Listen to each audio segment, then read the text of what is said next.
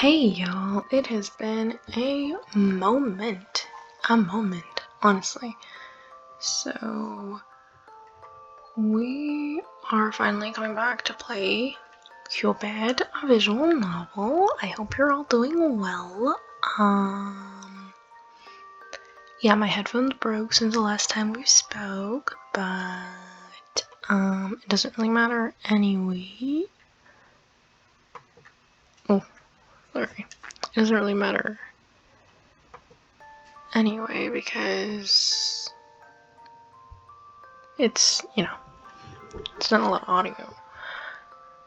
Okay, so apparently the last time I played this was January. Dang, okay, we're on chapter 5. Yeah, okay, so we're on chapter 5, and there are 8 chapters, 4 separate endings, in case you've forgotten. I know I have. Alright, here we go. Also, I don't really remember what's happened in the past, so I'm gonna ooh, that whispering is creepy. I'm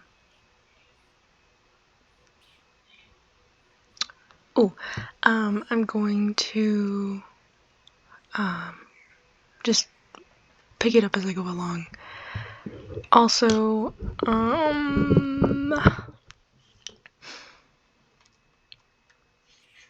I forgot what I was gonna say. Oh, no. Oh, I got a new editor. Like a new editing software, so this one should be better if by chance the recording stops or whatever. Should be better. We'll find out. Okay, so without further ado, let's continue. Take revenge from me. What happened? I don't know. Oh. Wait. I don't remember. Anyway. Rosa's hands were over her head. She pressed herself into a corner, panting. She's never heard Mother this loud before. Take revenge. The world settled around her skull and made her vision blur. The world rattled around her skull and made her vision blur. Mother, what more do you want? The spell's already... She bent her head, black spots creeping into the edge of her vision. She was so tired. Okay, so I believe the last one we were in, the last chapter, chapter 4, was a flashback to before Catherine died. So I believe before that, Rosa did a spell to see what type of person the Marquise, I have since learned how to say it. I believe that's how you say it. The Marquise is. And she coughed up needles. And if in the last chapter, I know you didn't see it well because the recording stopped, but the Marquise is not the greatest. Not the greatest. He got something wrong with him. Something is amiss. So I'm assuming this is back to present day in quotations. From chapter 3. Chapter 3. You cannot hide anything from me.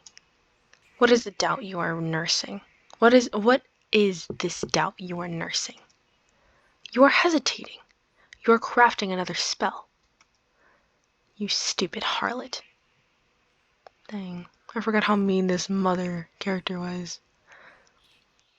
That filthy Marquise is exactly the kind of monster I have been warning you about. You dare plan behind my back. I just don't want to kill anymore, Mother. She couldn't help but answer back this time. How could she not? After years filled with love and acceptance, it made her realize all the more how precious life was. The thought of snuffing out somebody else's life sent a detestable, I don't say that word often, shiver through her bones. She had planned on running away from this place, abandoning whatever duty that now fell on her hands. Why was it her duty anyway? She just wanted to take the good memories of this place and taint them no longer. Whatever truth she sought wasn't enough payment for peace. I don't want to. Her voice shook. I don't want to kill him, Mother. I don't want to kill anyone, please. Is this cowardice or stupidity? Oh, okay.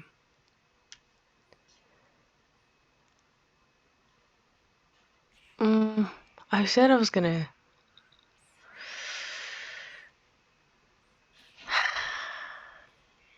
I was gonna take the nicer route, but I don't... Okay. I don't know which... This one. You hate him, don't you? Look deep into your heart and you will find it, child. As there is deep love, there is burning hate. A hate so strong it compels to end a life. Yes, darling, let it burn in you. This is fire that consumes the same way. Channel it. Use it. No, please. Rosa's head began to throb and a vile sickness spread through her stomach. He took everything away from you, darling. He took Catherine. He will not stop. He needs to be punished. With this final proclamation, Rosa was struck to the floor. The feeling of fainting was stronger than ever. Alone in the dark, she lay there, panting like a sick dog, waiting for what would come next. Catherine's voice squeezed itself into her aching brain. Galumi killed me. Yeah, I still don't know how to say his name. Okay, if that's not how you pronounce it, please do correct me. By the time anybody actually probably sees this, I will have finished the game. But, you know, for future reference, I guess, for others. He made me love him, and then he betrayed me. He deserves death. Only you can kill him. I can't kill him. It's what I want. That's not true. It is. You're my best friend, Rosa. Friends avenge each other, don't they? My darling daughter. I could always count on you to do the right thing. So kill him. Kill Galumi. Kill him. Promise me. Make him suffer. Stab him with a knife. Stick a dagger down his throat. Gouge his eyes out. Take revenge. Rosa clutched her head so hard she thought her skull would burst. For a long time she lay as though she were dead. 5 minutes, 10 minutes passed. Then, in the middle of the empty room, Rosa's voice rang out as clear as a bell. I understand. Ooh. Ooh, now she's got poor Catherine in her head, and it's probably not even actually Catherine. Or, well, probably, I don't know. Rosa knocked on Galumi's door, carrying a tray of food. She had been poisoning his meals in small doses for weeks now, taking note of any ill effects it yielded. There had been none. Yeah, I theorized in the last video, or it should have been in the last video, that Galumi is a creature, or made a deal with a creature to inhabit his body that literally feeds on passion. But, like, literally to the point of, like, sucking the life out of somebody. And that's what he did with Catherine. I know it wasn't clear because there was, like, jump cuts, but I was, like, too annoyed, too bothered to go back and replay it, to be honest with you. But he seems like definitely a supernatural creature. And if you remember, from the first maybe episode entry chapter, that a lot of people tend to fall in love with him and then he breaks up with them, and or like they break up, or that's probably why he speeds off of passion and desire, it seems. And the easiest, most probably tasty, most powerful passion and desire is that of romance and lust. That's my theory, anyway. Galumi was still fit and healthy as ever. No symptoms at all, even after she had increased the dosage. Either he hadn't eaten anything for a month, or he was immune to poison. Both possibilities were suspect. Rosa knocked again. There was no response from the other side of the door. It may have worked. It was not a total loss, however. She remembered Catherine mentioning how particular Galumi was with his sleep. Just as she had been about to give up, she had ventured on this hunch. It was true. Galumi was curiously rather sensitive to sedatives. Rosa had offered rose tea to Galumi that afternoon, under the guise that she had made a new recipe. It had been laced with opium and valerian, sweetened with honey to mask the taste. Whether or not it was the casting of Philia, he had drunk it without second thought. It was the cat. I have no idea what that phrase means, casting of Philia. He had retired early that evening. Rosa noted the grogginess visible in his gait. I know it's a walk or something like that. That's what that word means. She snuck the master key this evening. Tonight is her night.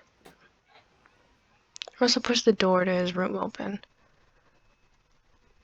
It took a couple of seconds for her eyes to adjust to the darkness. It felt like a different world inside this room. By closing the door, it was as if she had cut herself off from the living. Rosa took an unsure step once she found her bearings. She placed the tray of food on the nearest flat surface, careful not to make any noise. The lit candle provided little comfort and seemed to cower with the intimidating blankets of shadows. Rosa heaved. The air the air felt humid here, the atmosphere almost stale. Now that she was inside and venturing deeper, a sudden impulse to find the exit gripped her. She looked back. The door seemed far away. Why was she so anxious? She had been in this room before. It was perfectly normal. But tonight, the room seemed to breathe. Rosa gulped. What a curious word. There was no other way to describe it, though. The flickering shadows made it seem like the walls were respiring around her. I don't know what that means, but I'm assuming that means moving, or I don't know, something like that. The room felt alive. It's giving me Coraline's tunnel in the books, the tunnel to the other world. Terrifying. It was asleep, like its owner, but alive. In the dim light of her candle, the red carpet looked like flesh. Lovely. The furnishings were viscera. I used to know what that word means, but I don't remember anymore. It didn't feel like she entered a room at all, but a belly. Something darted in the corner of her eye. Rosa snapped her head. Just a curtain. Rosa let out the breath she was holding in her chest, aware with every move her body made. She tiptoed towards the canopy.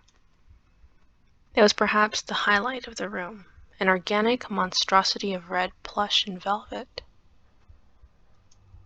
From afar, it didn't look like a bed at all, but a cage.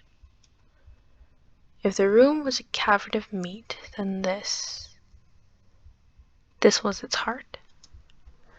Rosa approached. Every muscle in her body was tense. Oh, he looked unconscious. She could see a figure sprawled on the bed, limbs sticking out clumsily. He was lying on his chest, back bare, clothes littering the floor. Gloomy seemed to have fallen into the bed instead of climbing in. One of his arms stuck out from the mattress. His breath was fitful but slow, a light snore coming from him. Okay, so he's alive.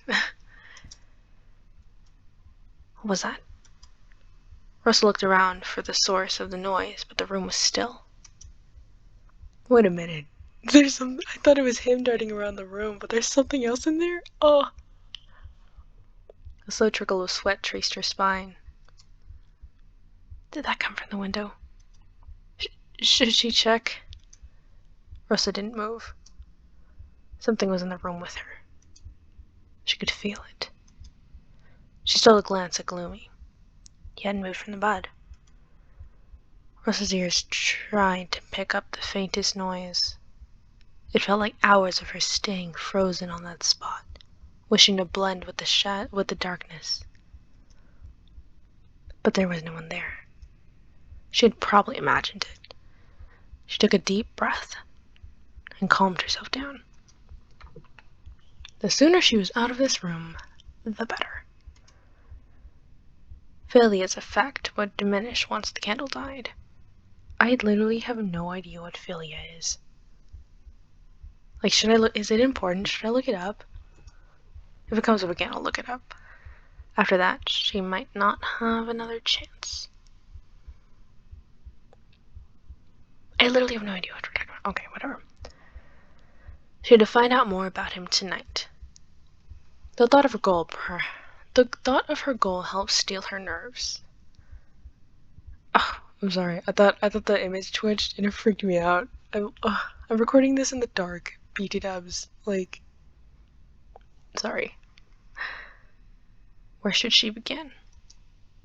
She took a step.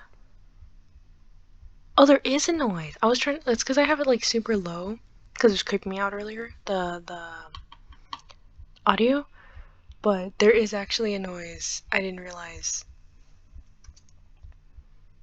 Rosa darted her head, looking for the source of the skittering noise. Her ears were too sensitive now. She heard every creak and moan in the room. She took a deep breath. Focus. Rosa survived everything. There was a book by Gloomy's bedside table. It was only a couple of steps away, but she'd have to come dangerously close to the bed. As much as she could, she'd rather maintain the distance between her and the creature on the bed. Creature. Why did she think that? Perhaps it was the arrangement of sheets or the shadows playing their tricks, but Rosa shook her head. Perhaps there was another place to look. We've come here to gather information. You should check the book. Rosa sighed. Mother was right. She had to check every source to be sure. She inched herself closer to the bed, the faint candlelight indicating that the book on the bedside was red. It wasn't the journal she had seen Gloomy write in. Rosa tiptoed her way closer. Gloomy's hand dangled mere inches away. She reached her arms towards the book and swiped it noiselessly. I've never seen that word before in my life, but okay. The candle almost went out with her sigh. She backed up from the bed with the book under her arm. Adrenaline surged in her blood. It almost made her smile. Rosa examined her prize. A book in a foreign language. She remembered seeing such a thin, obscure character somewhere. She wasn't sure which country, but it was probably Asian. She flipped the book and saw a piece of parchment folded on one of the pages. A sailing permit for a barge named La Victoria, dated for the end of the month. 2 days from now. It outlined the cargo and the purposes of the trip with no date of return. Traveling? No. Leaving. Gloomy was planning to leave. This was a suspicion she had since she had started observing him. His sudden aloofness with the town affairs, the secret purchase of a ship, the decrease of servants in his employ. Now it was confirmed. It's just as well we found this. It's just as well we... Okay, I don't know what that means. We must end it tonight before he has a chance to escape. Dang, Mother is like dead set on killing him. Like, she don't want this dude alive. Although it was a good thing to confirm this suspicion, the fact helped her little.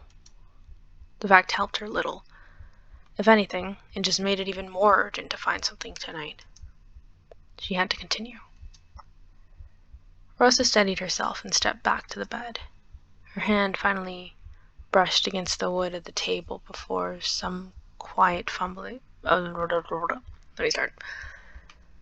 Her hand finally brushed against the wood of the table after some quiet fumbling.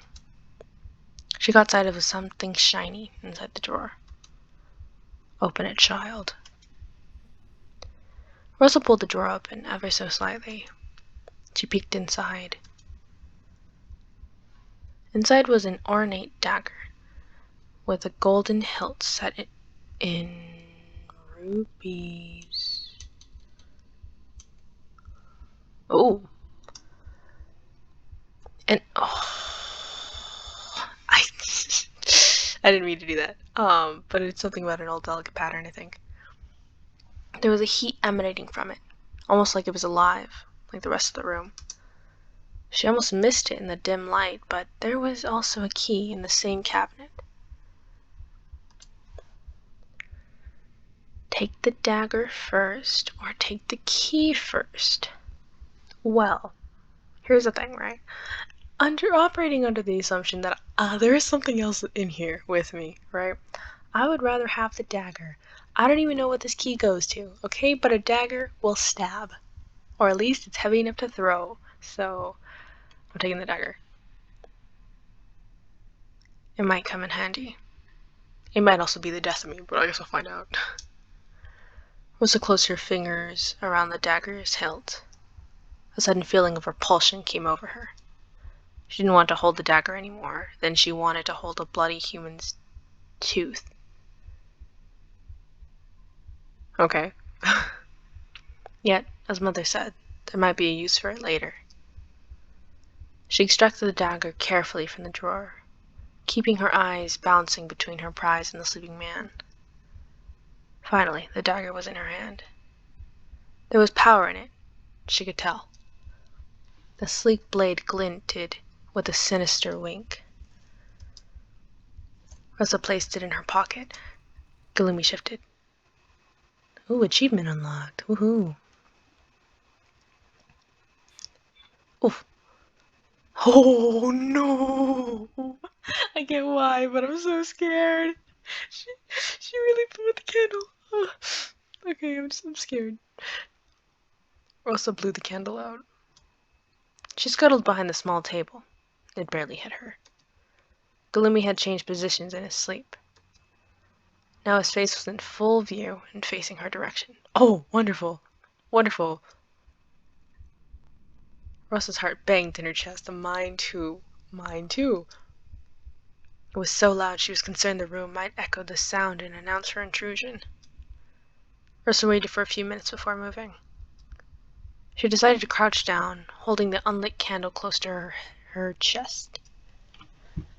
Easy now.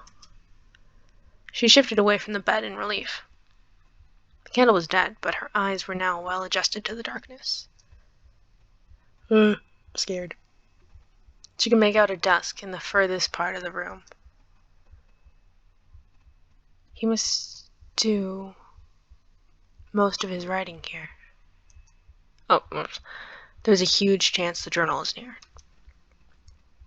It wasn't very dignifying, but Rosa decided to crawl towards it. Now that Galumi's face was in full view, a flutter of the eyelid was all it would take to catch her. It would be better to minimize her risks. She dropped to her knees and placed her palms on the floor. Ooh. What was that? What was that? Oh, what was that? Ah! Okay. She drew her hand back. Was she imagining it? When her palms touched the floor, it felt warm. Wet. Her fingers were sucked into the floor as if she touched flesh. Nope, whoops, I just skipped 2 words over that. Touched soft, pulpy flesh. The hallucination was so strong that her nose detected a spray of iron in the air. Her stomach heaved. Nah, get out of there, get out of there, get out of there. Don't even try it. That's creepy enough. She rubbed her hand. There was no wetness or blood anywhere. The floor was solid. I'm leaving. It must have been her imagination, but don't matter, just get out of there. Rosa touched the floor waringly, patting it and pulling on the carpet fibers. Just a normal carpet. Rosa let out slow, small breaths as she started to move once more. She patted her way to the desk. Every time her skin came into contact with the floor, bile rose up in her throat. I'm not entirely sure I would pat the floor. I think I would slide my hands over the floor. I'd probably get rug burn, but if I did it slow enough, I would be fine. And if I did get rug burn, I would deal with the burns over the fear. I'd rather have the burns than the fear. My palm is literally getting so sweaty. Okay. It took some effort to resist the urge to gag. Finally, the desk was directly in front of her. She looked back at the bed. From this angle, it was hard to tell if Galumi had moved. She hoped that the big desk also hid her in its shadows. Rosa rummaged. There was no trace of the book on the tabletop. She only found a pot of ink, loose sheets of paper, and a quill. That damn thing had to be close. She opened the first shelf and found a stack of papers. Nothing. She shuffled through them, but the drawer didn't have the journal. She looked through the second drawer. And the third. There was nothing of interest. Finally, she pulled on the last drawer. It was locked. Rosa sucked the air through her teeth. Of course it's locked. How could I have been so stupid? Rosa slumped in a depressed heap. Why don't you use the dagger to pry the drawer open? Oh, that's what the key was for. It was for the drawer. Oh. Okay. Rosa looked at the sharp dagger in her hand. That's not gonna work. But I'm not willing to crawl all the way. I wouldn't be willing to crawl all the way over there again to try and get the key. The idea appealed to her more than returning to the bedside drawer to try the key she didn't take. She shivered. The thought of approaching the bed again made her stomach wind. Whew, I was gonna say wind in the first place. Into a tight knot. She might have to try this first. Yeah, okay, maybe that's true. Good point. Rosa positioned the knife to pry open the lip of the drawer. The wood wasn't terribly thick. With a little more prying, she felt the wood give under her force. Soon she heard a snap. The drawer slid open. That's gonna be hella suspicious when he wakes up. Rosa looked inside. There it was. In her eyes, the green journal was a treasure. She lifted the book from its resting place. It was heavier than she expected. Rosa smiled. She ran her hands along the velvet cover of the book, savoring the texture. Now is not the time to be admiring this book. At last, she had it. Child. Oh, bruv, Mother's voice was riddled with anxiety. My whole body is, what the heck is that? My whole existence is riddled with anxiety. I am terrified. Oh my gosh, I'm like gonna cry. I'm so scared. Something is wrong. That looks hella wrong. Oh my gosh. Her excitement had clouded her senses. Almost at once, she felt a change in the air. Everything was still. Her stomach shrunk into its cavity. Fresh sweat broke out on her scalp. This silence. Okay, just to break it. I'm too scared. I'm sorry. I have to break it real quick. Have you ever been so scared that actually your scalp starts to sweat? I have had that a couple times in my life, and it's a strange experience. It had weight. This silence, it had weight. It pressed on her skin and made the air thin in her lungs. Rosa stood up. Oh, she scared me. She scared me. Another movement stirred the darkness. Were those footsteps? Rosa froze. She heard a sigh. Oh!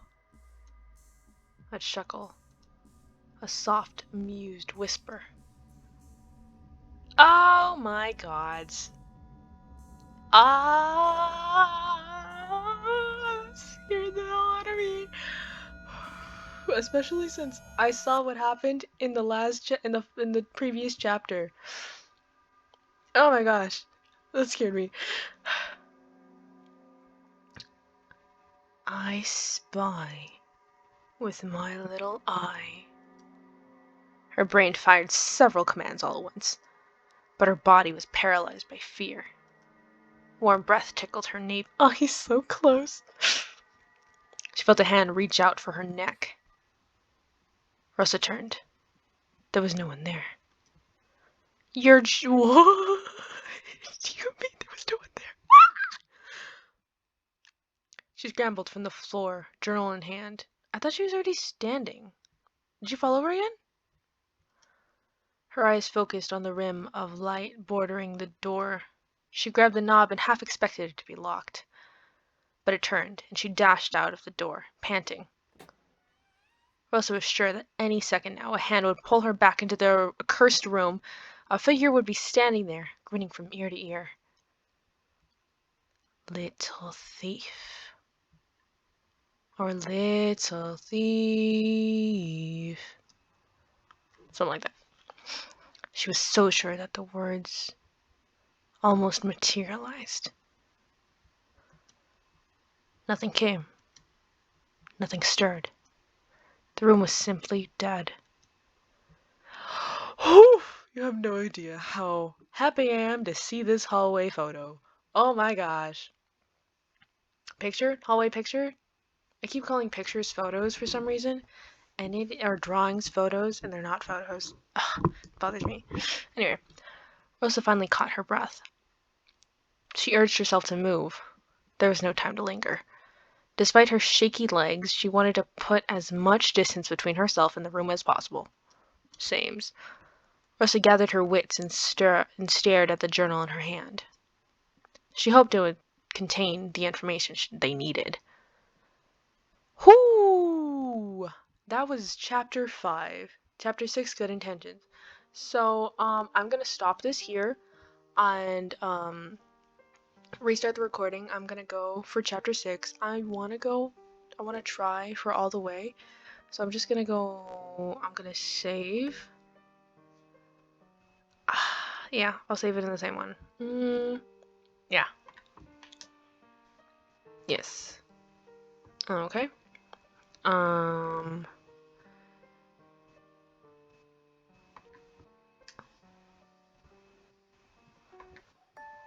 Okay, so I'm gonna stop here, and then probably continue with chapter 6 in a separate recording. I hope you guys are enjoying it. It seems to be kicking up. I am scared. Oh, oh. And okay, I don't exactly scare easy. The reason why I am like frightened is because I'm immersing myself in the experience, which I also advise you guys to maybe half immerse yourself with the experience. I know me breaking up the tension intentionally for my own good is probably a little annoying to you guys that are like adrenaline junkies or really like you're ruining the story or the tension or whatever.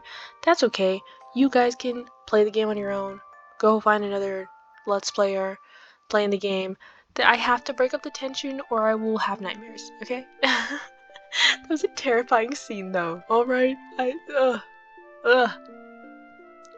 Anyway, I hope you enjoyed, and I will catch you in the next one. Bye bye.